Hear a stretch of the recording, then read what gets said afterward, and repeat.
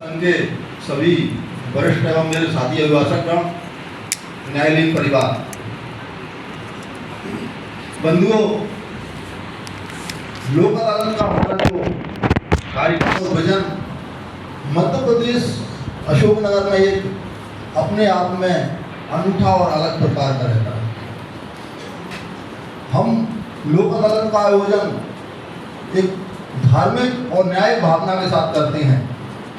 आज हमने जो लोक अदालत में हमारी परंपरा चली आ रही है कि अन्नकूट का आयोजन किया है। सभी हमारे न्यायाधीशगण, सभी हमारे अभिभाषकगण, सभी न्यायालयीन परिवार और जितने भी हमारे विभागों से पधारे हुए हैं और जितने भी पक्षकार आएंगे, सबकी हम भोजन व्यवस्था करते हैं। धार्मिक और न्यायिक आयोजन दोनों हम साथ साथ चलाते हैं। अभी 12 बजे से हमारा सुंदरकांड का पाठ चालू होगा। मेरा सभी सम्मानीय न्यायाधीश गणों से विनम्र अनुरोध है कि आप सभी धार्मिक लाभ लेने के लिए 2 बजे हम आरती का आयोजन करेंगे। पिपलेश्वर महादेव एक सिद्ध स्थान है। यहाँ पर मैंने उसका साक्षात अनुभव किया है कि महादेव ने हमको उस तरह से पकड़ कर रखा है कि कोई भी लोक अदालत होगी तो मेरे बिना नहीं। जब से महादेव का मंदिर बना है, वहाँ पे निरंतर अन्नकूट और निरंतर सुंदरकांड प्रारंभ है। और इसका श्रेय हमारे आदरणीय जो हमारे बीच से चले गए हैं ब्रह्मेंद्र साहब, हमारे पवन शर्मा जी जो डीजे आजकल सेवपुर हैं, उनके लिए जाता है। और हमारे बार ने इसमें कंधे से कंधा मिलाकर कार्य किया है। बंधुओं, आज विगत 2 दशक से बार और बेंच के जो संबंध हैं, इसके संबंध में अभी विगत सप्ताह जब मेरी करीबन 40 मिनट हमारे पोर्टफोलियो जज वर्मा जी से चर्चा हुई, चूँकि वो अभी पधारे थे यहाँ पर 8 मार्च को, तो एक भव्य कार्यक्रम किया गया था। तो उन्होंने कहा कि मैंने अपने सर्विस काल में ऐसे बार और बेंच के संबंध कहीं नहीं देखे जो मैंने अशोकनगर में देखे। और इतना बड़ा और इतना भव्य आयोजन आप लोगों ने बार और बेंच ने किया। ये आयोजन तो हाईकोर्ट लेवल का होता है। और इस आयोजन की आपने जो पत्रिका छपवाकर पूरे मध्य प्रदेश में वितरण की, तो मैंने कहा कि ये मानव साहब केवल बार नहीं, हमारी बार और बेंच दोनों के संयुक्त प्रयास से होता है। आज जो हम न्यायालय परिसर का जो नक्शा देख रहे हैं, इसमें माननीय उच्च न्यायालय या माननीय हमारी सरकार का कोई इसमें रोल नहीं है।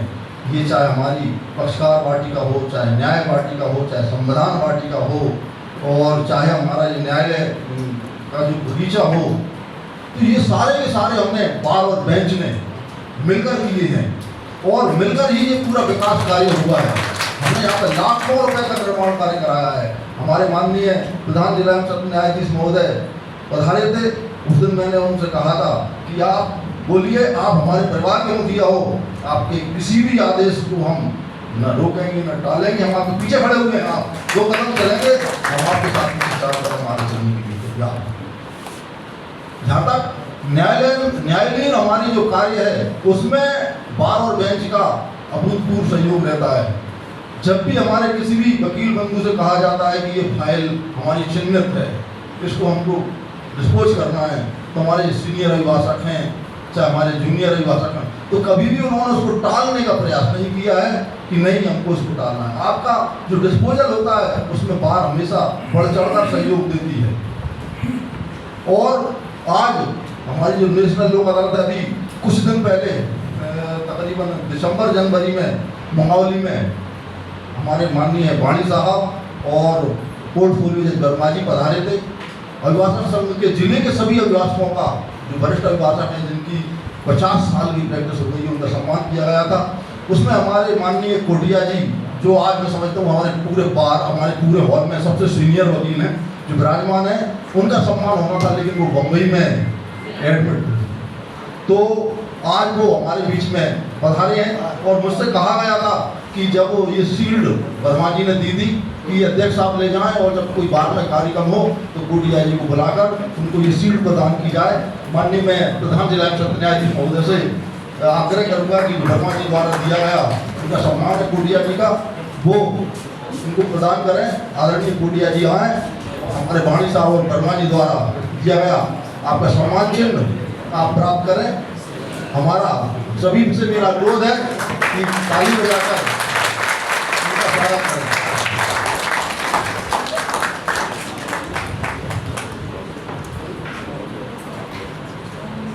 हमारे कोटिया जी कोर्ट के सबसे सीनियर और समय समय पर हम उनसे सहयोग लेते हैं। अत्यंत विद्वान सिविल के अधिवक्ता हैं।